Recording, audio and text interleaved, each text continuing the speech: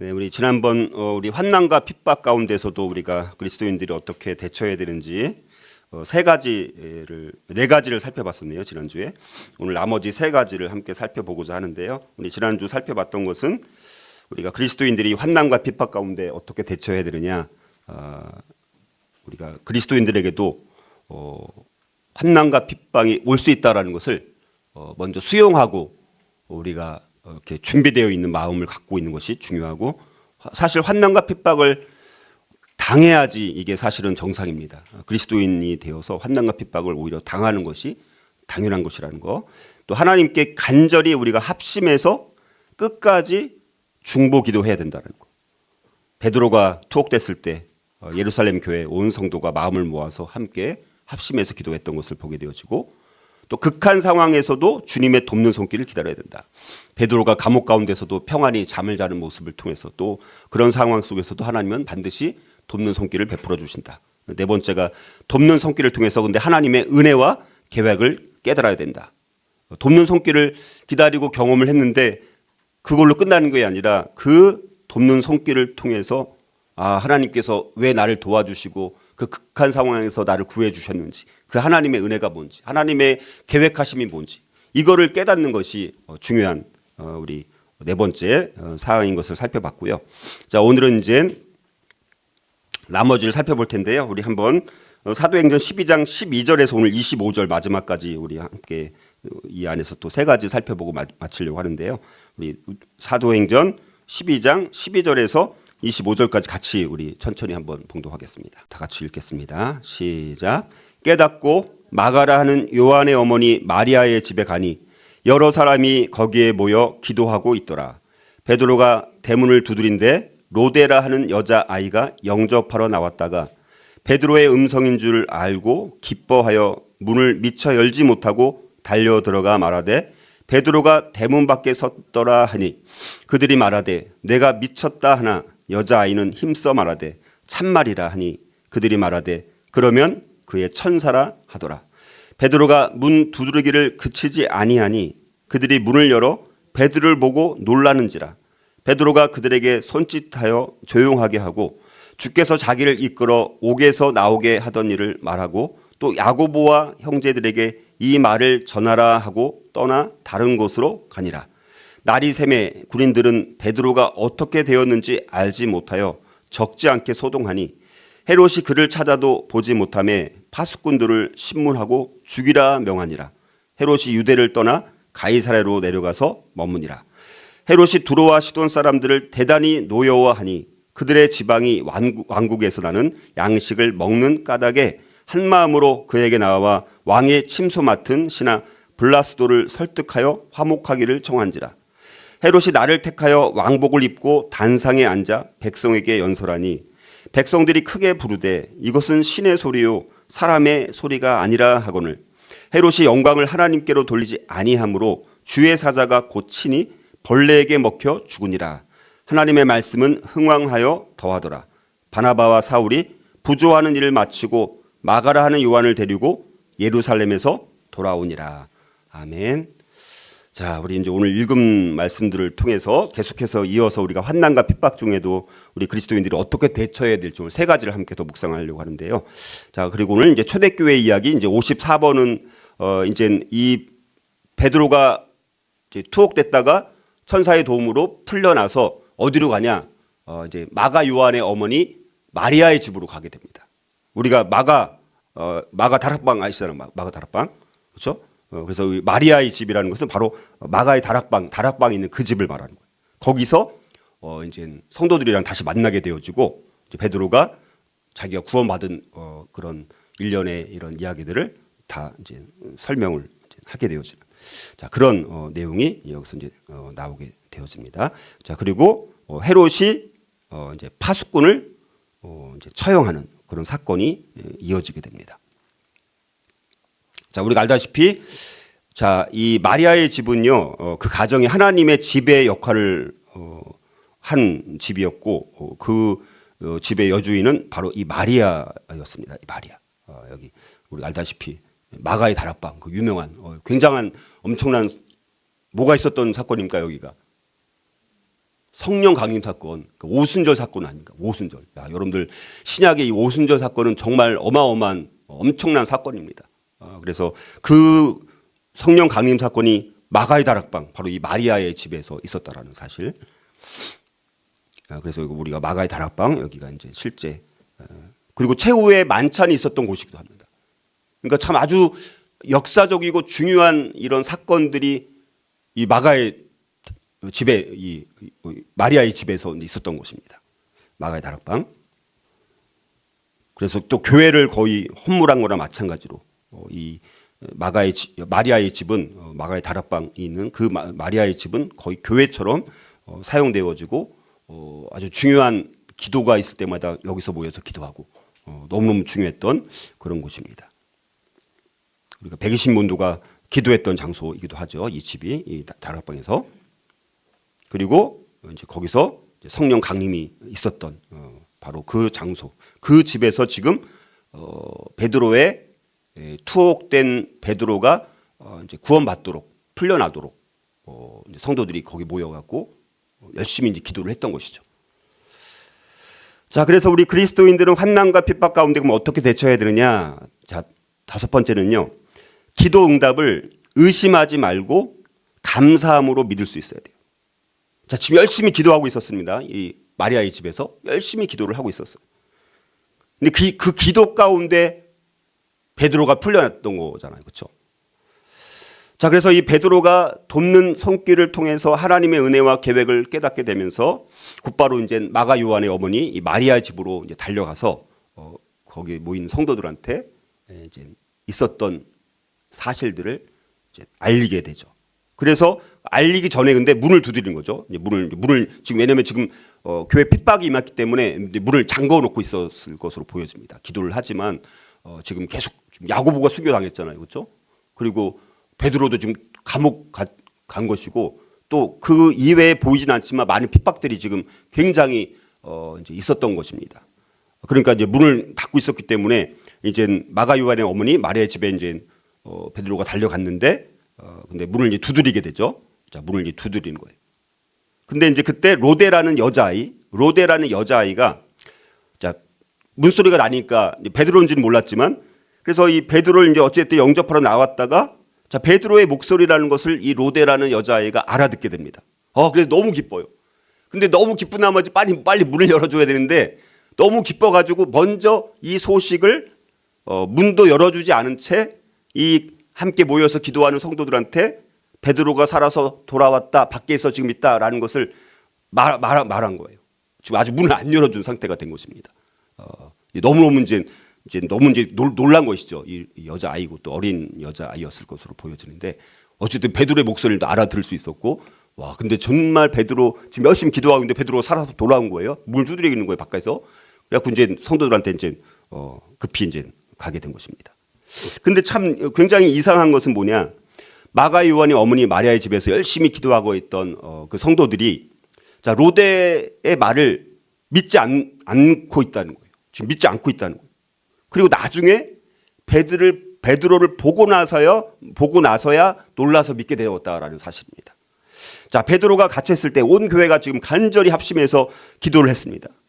근데 지금 베드로가 밖에 있는데 로데라는 이 여자아이는 베드로의 목소리를 알아듣고 분명히 베드로가 살아왔다라고 말을 했는데 아무도 베드로가 왔다는 것을 믿지 않고 있다라는 것이 이게 믿기 어려운 일인 것입니다. 자, 그래서 합심해서 기도를 했는데 기도 응답이 지금 됐는데도 베드로가 왔다라는 것을 안 믿고 있다는 거예요. 자, 우리도 기도는 했지만 우리가 믿지 않는 일이 우리도 너무나 많다는 거예요. 우리 삶의 자리에서 우리가 참 이게 참 우리가 믿음이 없는 것이죠. 자, 그래서 이 성도들의 기도가 사실 기도하는 가운데 지금 이미 응답이 되었어요. 그렇죠? 이미 응답돼서 여기까지 온 거잖아요. 기도하는 가운데 이미 기도가 다 끝나지 않았는데도 응답이 됐다는 사실입니다. 그런데 기도의 응답이 문 앞에 왔을 때 이 성도들은 그것을 믿지 않았다라는 사실. 단지 로데라는 이 여자아이만 지금 벌어진 일을 자기 목소리를 분명히 들었기 때문에 로데라는 이 여자아이만 믿고 있다라는 사실이 믿기지 않다라는 것입니다.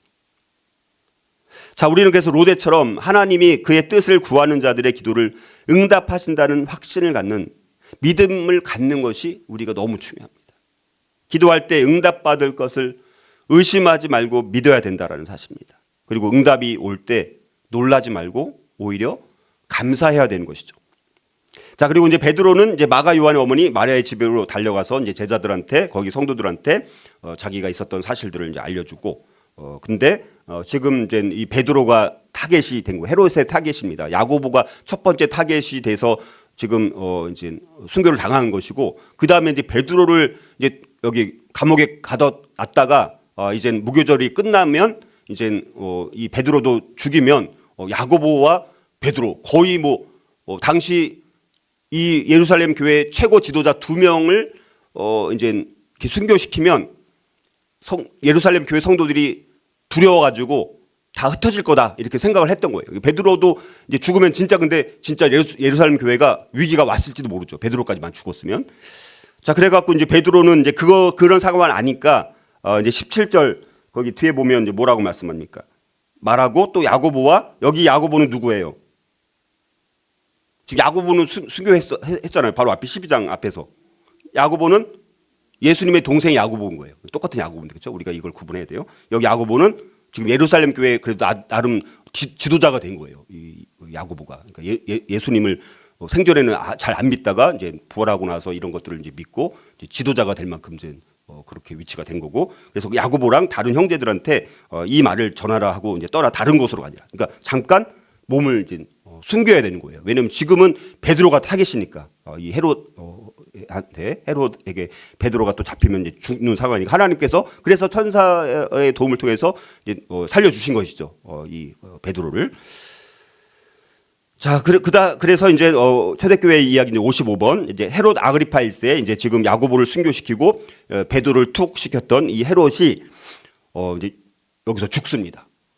참 이게 하나님의 기가 막힌 심판이 여기서 또 최종적인 주님의 재림 때도 물론 완벽한 하나님의 심판이 임하지만 역사 속에서 우리가 시간 속에서 우리가 살아가는 그 시대 가운데서도 하나님의 심판이 이렇게 임하는 것을 보여줍니다. 그래서 헤롯 아그리파 1세가 여기서 죽음을 당하게 되어집니다. 하나님께서 치신 것이죠. 분명히 이제 나와 있습니다. 자, 그래서 이 헤롯 아그리파 1세가 여기서 죽게 되었습니다. 이게 한 보통 44년경쯤에 우리가 죽은 것을 보기 때문에 이 사건이 AD 44년쯤에 일어난 것이다라고 우리가 이제 보는 거예요. 그러니까 역사적인 이건 실제 사건이잖아요. 이거는 뭐 헤롯 아그리파 1세라는 게 가상 인물이 아니라 역사에 다 기록되어 있는 분봉 왕입니다. 지금 유대 전체를 통치하고 있었던 왕이었죠. 자, 그래서 이제 이 헤롯 아그리파 1세가 전 유대 왕이었는데 지금 이제 죽음을 당하게 되어진 것이죠. 자, 그래서 우리 그리스도인들은 그럼 또 환난과 핍박 가운데 어떻게 대처해야 될까? 6번째는요.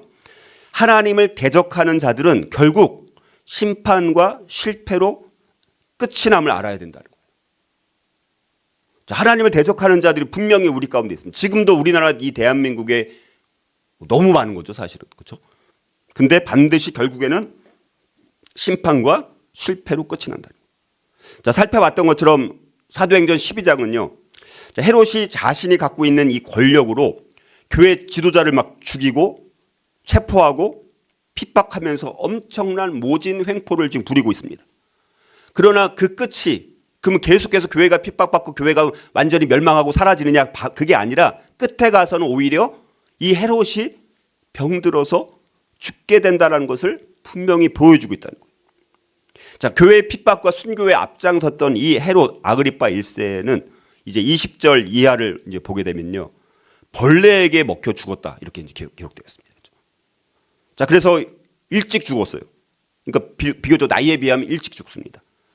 그래갖고 그 아들, 나중에 누가 이제 또 그 계승을 하냐. 아들이 헤롯 아그리파 2세입니다. 지금 요 헤롯은 이 지금 벌레에 먹혀 이제 죽은 요 헤롯은 헤롯 아그리파 1세고 이제 그의 어린 아들 헤롯 아그리파 2세가 이제 왕이 되어지는데 근데 이 헤롯 가문의 마지막 왕입니다. 이제 요 헤롯의 아들 헤롯 아그리파 2세는 헤롯 가문의 마지막 헤롯 가문이 이제 요 다음 세대에 끝나는 거예요. 그래서 이제 그리고 다 전 유대 헤롯 아그리파 1세가 유대 전체를 다 통치했었는데 요 헤롯 아그리파 2세 때는 일부분만 통치를 하게 되어지고 AD 70년에 예루살렘 성이 파괴됐을 때 그까지 이제 일종의 약간의 분봉 왕으로 있다가 이제 나중에 로마에서 살다가 한 100년경에 이제 사망을 하게 되었습니다. 그래서 이제 요거를 끝으로 헤롯 아그리파 2세 그 아들 때에 가서 헤롯 가문은 역사에 이제 사라지게 되는 거예요. 이게 하나님의 결국 심판이라는 것을 우리가 알 수 있고 누가는 그게 분명히 하나님의 심판이다라는 것을 본래 죽었다라는 것을 통해서 분명히 이제 밝히고 있다는 사실입니다. 그래서 이제 헤롯 대왕에는 증손자죠. 헤롯 아그리파 2세. 요 헤롯 아그리파 2세가 이제 왕위를 계승하지만 일부분만 통치를 하게 되어지고 이제 한 100년경에 죽음을 맞이하게 되고 헤롯 아그리파 2세도 사도행전 25장 26장에 가면 거기 또 헤롯이 나옵니다. 헤롯 아그리파. 거기서 일부 좀 나오는 것을 보게 됩니다. 그래서 이제 헤롯 아그리파 2세 그래서 100년경에 죽음을 맞이하고 사도행전 25장 26장에 나오는 헤롯이 요 헤롯 아그리파 2세 이제 헤롯 요 아그리파 1세의 아들이라고 보시면 되겠습니다. 자, 그래서 이제 정치적인 유익을 얻기 위해서 인기를 얻기 위해서 이 헤롯 아그리파 1세가 사도 야고보를 순교시켰고요. 사도 베드로도 이제 순교시키려고 투옥했다가 근데 천사의 도움으로 이제 베드로는 살아났고 그리고 그리스도인들을 지금 핍박했던 자, 이 헤롯 아그리파 1세. 자, 그리고 이 헤롯 아그리파 1세는 아주 사악한 왕인 게 뭐냐면 또 19절에 보니까 헤롯이 그를 찾아도 보지 못하며 이제 헤롯이 이제 베드로를 찾으려고 이제 왜냐면 얘도 순교시켜야 되니까 베드로도 순교시키려고 찾았더니 그를 찾아도 보지 못하며 파수꾼들을 이제 그 감옥을 지키고 있었던 파수꾼들이 있을 것 아닙니까? 그 19절에 보니까 파수꾼들을 신문하고 죽이라 명하니라.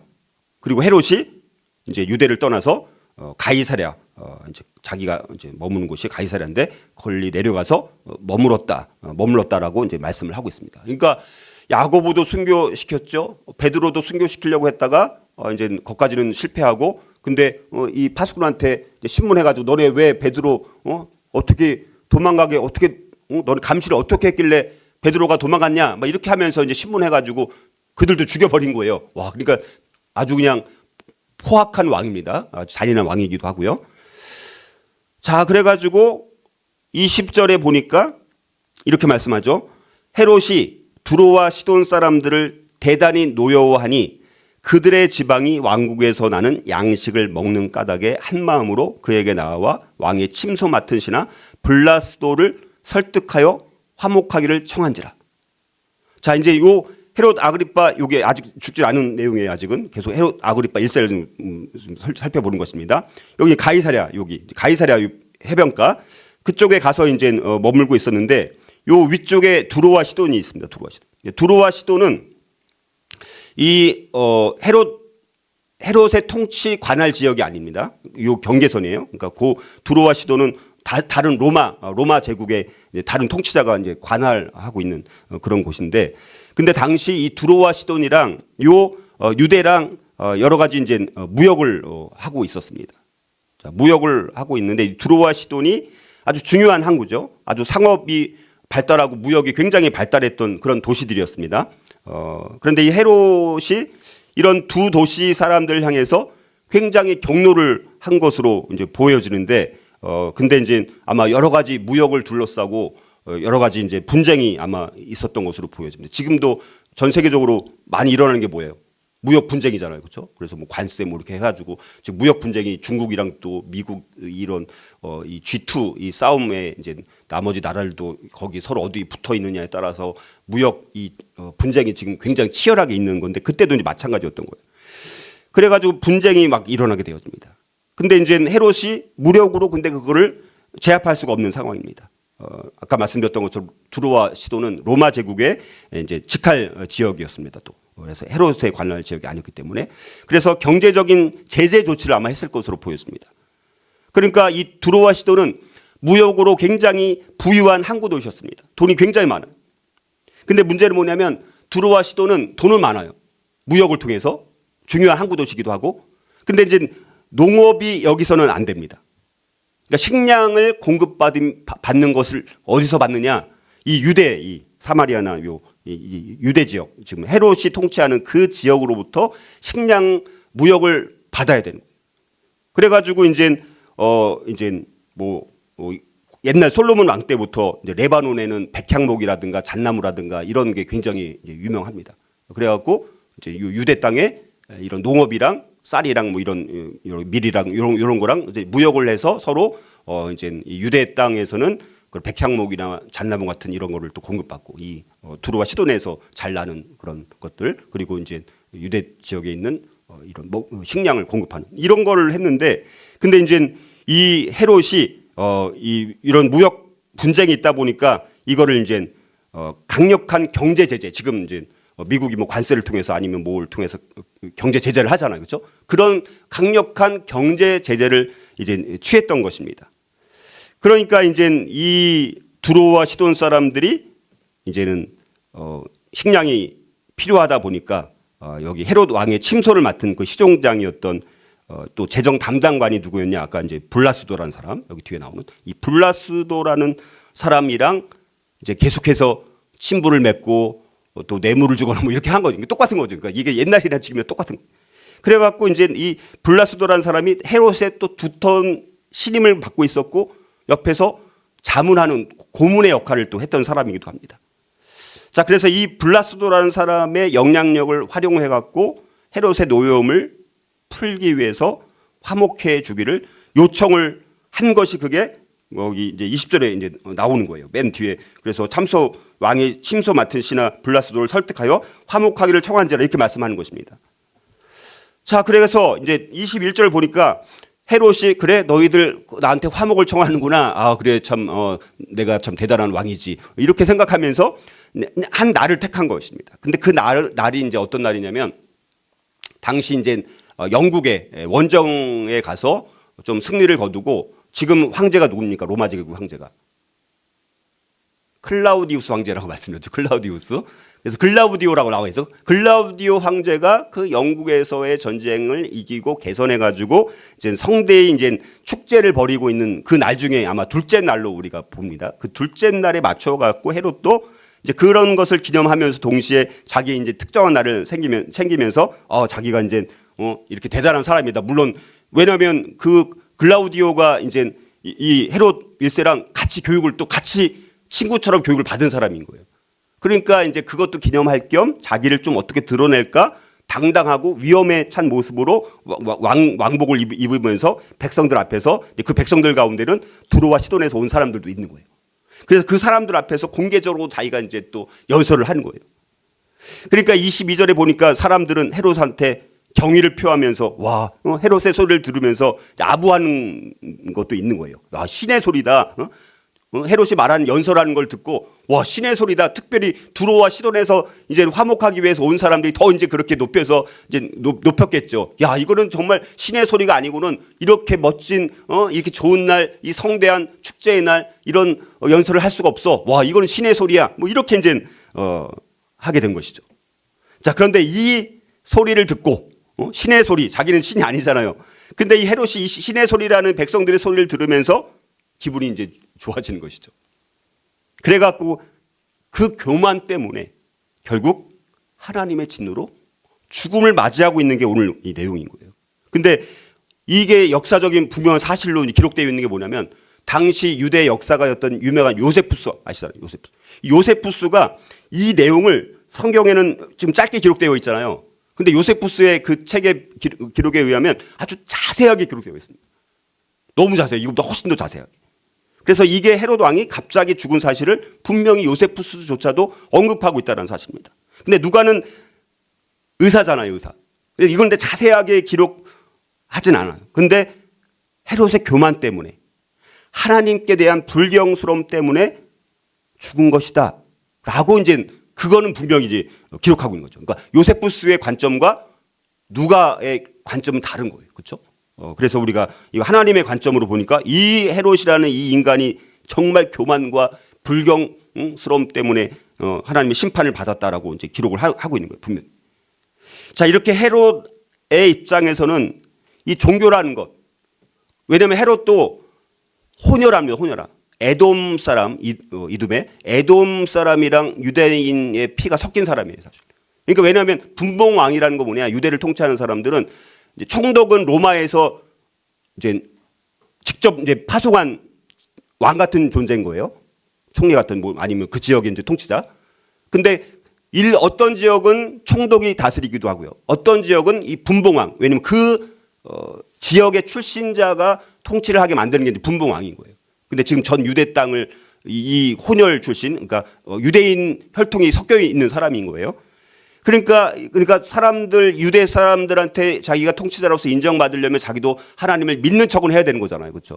근데 이제 그게 진짜 믿는 것이 아니라 정말 정치적으로 이제 그렇게 종교를 이용하는 것이죠. 쉽게 말하면. 그리고 하나님을 전혀 경외하지도 않은 것이죠. 그래서 하나님만 받아야 될 영광을 자기가 가로챈 거예요. 양심의 가책을 전혀 느끼지 않고 신의 소리다고 하니까 이거는 하나님의 소리야. 이렇게 이제 하나님께 영광을 돌려야 되는데 자기가 영광을 가로채 버리는 거예요. 기분이 막 좋아가지고 지금 막 두루와 시돈에서 온 사람들이 더 막 아부하고 막 그렇게 막 자기를 막 신처럼 신격화하니까 기분이 좋아가지고 거기에 이제 취해가지고 완전히 미쳐버린 것이죠. 쉽게 말하면.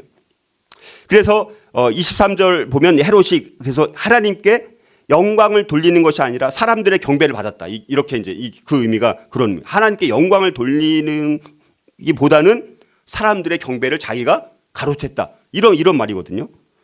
그렇게 성경은 해석을 하는 거예요.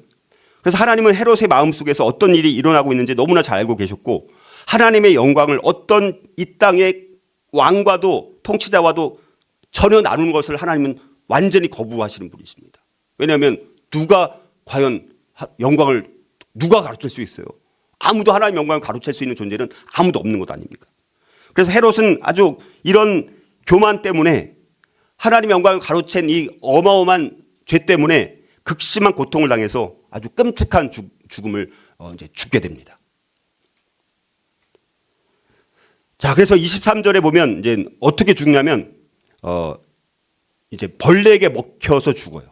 벌레에게 먹혀서 죽어요. 그래서 뭐 이게 무슨 벌레인지는 잘 모르지만 뭐 장내 아마 회충. 자, 회충이 아마 단단한 막 공 모양을 형성해서 장폐색증 뭐 이런 병이 있는 거죠. 장폐색증 이런 걸 일으킴으로 죽지 않았을까 이제 그렇게 이제 추측을 하는 거예요. 근데 이 벌레에게 먹혀서 죽는 것은요 죽음 중에서 가장 수치스러운 죽음 가운데 하나가 벌레에게 먹혀 죽는 거예요. 그냥 사람한테 뭐 찔려서 죽은 게 아니라 칼에 맞아 죽은 것도 아니고 벌레에게 먹혀서 죽었어요. 그거는 가장 수치스러운 죽음. 그렇게 사람들이 생각하는 그런 죽음이었습니다. 자, 그래서 아까 말씀드렸던 것처럼 요세푸스는 아주 자세하게 기록하고 있는데 의사였던 누가는 의사 출신이잖아요. 그러면 그 상황을 더 자세하게 기록을 하는 게 맞잖아요, 거꾸로. 그러니까 요세푸스가 뭐 이제 다른 각도로 헤롯의 죽음을 장황하게 기록했다라면 누가 입장에서 의사로서 이렇게 해서 그 죽는 과정을 좀 더 자세하게 기록했을 텐데 누가는 나중에 역사가가 되면서 사도행전 누가복음을 기록하면서 역사가로서의 이 자세를 가지고 헤롯의 죽음은 사도들을 죽인 그리고 교회를 박해했던 하나님의 영광을 가로챈 그 헤롯의 패역함 때문이다라는 것을 분명히 밝히기 위해서 벌레에 먹혀 죽었다는 그것만 기록하고 있지 다른 것은 기록할 필요가 없는 거예요. 왜냐면 하나님의 심판으로 지금 벌레에서 먹혀 죽고 수치스러운 죽음을 당하고 끔찍한 죽음을 당했는데 그런 과정을 일일이 기록할 필요가 없고 하나님의 심판함으로 이 헤롯의 교만함과 패역함 때문에 하나님께서 치셔서 비참하게 죽었다. 이렇게 이제 그런 관점으로 기록을 하고 있다는 것입니다. 하나님은 자만이든 교만이든 가장 싫어하는 것이 인간의 교만입니다. 교만은 그리고 심각한 그래서 죄라는 거예요. 그래서 하나님은 헤롯의 교만을 즉각 벌하신 거예요. 왜냐하면 지금 이거는 보통 죄가 아닌 거예요. 하나님 영광 가로챈 죄인 거예요. 그러니까 어떨 때는 하나님은 오랫동안 연장하고 심판을 행할 때도 있고요. 어떨 때는 즉시 척결을 해갖고 바로 이제 심판할 때도 있는데 지금 이 헤롯 아그리파 1세의 처형 자체가 심판이 바로 그런 겁니다. 하나님께서 이제 즉각 심판하기로 작정하시고 죽인 거예요. 자, 그래서 이 사건은 심판이 하나님께 속한 것이다라는 것을 분명히 보여주고요. 하나님께서는 하나님을 대적하고 하나님의 영광을 가로채는 이 악한 세력을 결단코 좌시하지 않는다라는 사실입니다. 로마의 역사에서 우리가 살펴보는 것처럼 비록 폭군들, 로마에 많은 폭군들이 있지 않았습니까? 그런 폭군들이 물론 일시적으로는 교회를 핍박해서 복음 전파를 방해하고 교만과 자랑과 광기를 보였지만 결국 그들의 권세란 영구적이지 못하다라는 것입니다. 마침내 그들의 로마 황제들의 그 폭군들의 권세가 나중에 꺾이게 되어지고 그리고 이들의 교만은 수치를 결국 당하게 된 것을 우리가 보게 되어지고 그래서 스스로 하나님과 대적하는 자들은 결국 실패의 운명으로 끝이 나고 만다라는 사실들을 분명히 보여주고 있다는 거예요. 자, 하나님은 이 모든 죄를 즉각적으로 벌하시는 것은 아닙니다. 그러나 하나님을 거부하고 교만한 자들을 반드시 심판하신다라는 것입니다. 자, 그래서 우리 그리스도인들은 환난과 핍박 가운데 특히 하나님을 대적하는 자들은 결국 심판과 실패로 끝이 난다는 것을 분명히 인정할 뿐만 아니라 물론 하나님의 악인에 대한 궁극적인 심판은 마지막 날에 있는 거예요.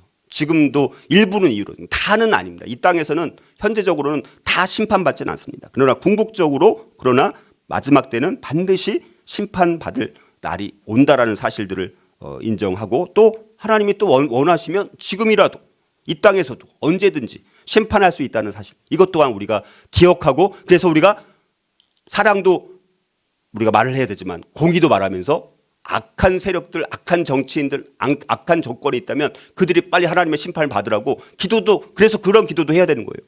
그냥 알아서 하시겠지가 아니라 우리가 악한 정권이랑 악한 통치자들이 있을 때는요 그들의 멸망을 심판을 위해서 기도를 해야 되는 거예요. 그게 하나님의 뜻이니까 그게 하나님의 공이니까 그래서 우리가 기도할 필요가 있는 것입니다. 자, 그래서 이렇게 이제 죽고 끝나는데 초대교회 이야기 56을 보면요 우리 사도행전에 반복되는 문구가 있습니다. 그게 이제 24절 말씀인데요. 자, 24절 이렇게 말씀하시죠. 하나님의 말씀은 흥왕하여 더하더라. 자, 그래서 우리 그리스도인들은 마지막으로 환난과 핍박 가운데 어떻게 대처해야 되느냐? 마지막 결론적으로 환난과 핍박에도 불구하고 교회와 하나님의 나라의 사역은 계속 진행되어야 한다라는 거예요. 자, 환난과 핍박이 있었고 하나님께서 또 약한 이 헤롯을 이제 심판으로 이제 죽이게 됩니다. 또 근데 그런 환난과 핍박이 있었는데 교회가 더 움츠러들고 더 소극적으로 되고 더 뭔가 이렇게 이제 줄어들어야 되는데 오히려 교회와 하나님의 나라의 사역은 더 확장되고 있다라는 역설의 논리가 마지막에 또 결론으로 나오고 있는 것입니다. 자, 비록 처음에는 야고보가 살해당하고 베드로가 투옥되고 그래서 헤롯이 정말 승리한 것처럼 보이지만 그렇게 시작을 했지만 12장은 그러나 결과는 어떻습니까? 이 헤롯이 죽고 베드로는 풀려나게 되어지고 하나님의 말씀은 흥왕에서 승리하는 것으로 끝이 나고 있다는 사실입니다. 하나님의 말씀은 흥왕하여 더하더라. 이 말씀을 통해서 계속되는 갈등, 고난, 박해, 순교에도 불구하고 하나님의 말씀은 흥왕된다라는 것을 분명히 우리가 확인할 수 있다는 것입니다. 결국 야고보의 죽음, 베드로의 투옥, 다른 핍박들도 교회의 이런 확고부동한 발전을 저지하지 못했다라는 것입니다. 하나님의 주권적인 뜻에 따라 인도되어지고 널리 퍼지는 기독교의 영향은 바로 사도행전의 중요한 주제 중에 하나라는 것입니다. 자, 우리가 살펴본 이 말씀은요, 하나님 나라의 복음 전파의 놀라운 역사는 언제나 이 세상 가운데에서는 환난과 성장이 이제 교차하고 있다. 환난도 있지만 성장과 승리가 이렇게 교차한. 어떨 때는 환난이 있고 핍박이 있고, 근데 어떨 때는 또 극복하고 성공하고 승리를 거두고 성장하고, 자, 이런 게 교차된다는 거예요. 그러니까 하나님의 나라는 결코 인간이나 사탄의 힘에 의해서 무너지지는 않는다는 사실들을 성경 기록하고 있고 역사 속에서도 그건 분명히 우리에게 보여주고 있다는 것입니다. 그래서 우리가 사도행전 12장을 통해서 성경은 사탄의 파괴적인 능력과 또 하나님의 구원의 능력이 잘 이렇게 대비되고 있는 것을 보여주면서 죽음과 지옥의 권세라도 하나님의 교회를 이길 수는 없다라는 것을 분명히 보여주고 있다는 것입니다. 자, 이게 우리가 사도행전 12장 결론의 부분이라고 볼 수가 있고요. 자, 마지막 이제 조금만 요것만 살펴보고 이제 끝내겠습니다. 초대교회 이야기 57. 자, 그리고 이제 안디옥에 데려온 요한마가 바나바와 이제 바울이 이제 예루살렘 방문을 이제 마치고 부조한 일을 마치고 이제 다시 이제 안디옥 교회로 돌아오는데 이 마가 아까 이제 마리아의 아들 마가의 다락방 거기 이제 마가 요한이라고 불리우는 그 마가 요한을 데리고 안디옥으로 돌아가고 있다라는 것입니다. 자, 계속해서 이제 지금 이 바나바와 바울이 이제 안디옥 교회에 그 헌금을 모아가지고 예루살렘 교회에 기근이 임해가지고 그거를 이제 부조하러 지금 왔다가 지금 여기 살펴봤던 야고보의 순교라든가 뭐 베드로의 투옥이라든가 풀려나는 이런 사건들이 그 사이에 있었던 것입니다. 그리고 이제 이런 것들이 다 이제 정리가 되고 다시 이제 안디옥으로 이제 돌아가게 되어지는 것입니다. 그래서 25절 이렇게 말씀하죠. 바나바와 사울이 부조하는 일을 마치고 마가라는 요한을 데리고 예루살렘에서 돌아오니라 이렇게 이제 말씀합니다. 그래서 이제 원래는 이 사도행전 11장 맨 마지막 30절에 바나바와 사울의 그 헌금 보내는 내용이 나오다가 이제 12장에 야고보의 순교, 베드로의 투옥과 풀려남 이런 게 나오다가 헤롯의 죽음이 나오고 다시 이제 그 바울과 바나바 또 마가 요한까지 나오는 것을 통해서 결국은 뭡니까? 이제는 이런 핍박이 이제 마무리되고 이제 본격적으로 사도행전 13장부터는 이제 선교 바울의 선교 전도 여행 있잖아요. 그게 이제 13장 다음 주부터는 그걸 살펴보는 거예요. 그래서 이제 그거랑 연결점이 되는 것이죠. 이제는 이런 게 모든 것이 좀 정리가 되고 이제는 본격적으로 이제 안디옥 교회에서 이제 바나바 바울을 안수해서 이제 선교로 보내는 그런 장면이 우리가 이제 이어지게 되어지는. 그러니까 이게 뭡니까? 핍박과 환란이 있어도 교회는 흥황할 뿐만 아니라 하나님의 목적이신 섭리 가운데 선교의 사역은 바울과 바나바를 통해서 계속해서 이어진다. 그러니까 교회와 하나님의 나라의 사역은 계속해서 진행된다라는 것을 이제 분명히 보여주는 거예요. 요 말씀들이. 자, 그래서 이제 우리가 그래서 지난주까지 해서 총 7가지를 살펴봤습니다. 계속해서 헤롯의 교만이 계속 부각되고 있고요.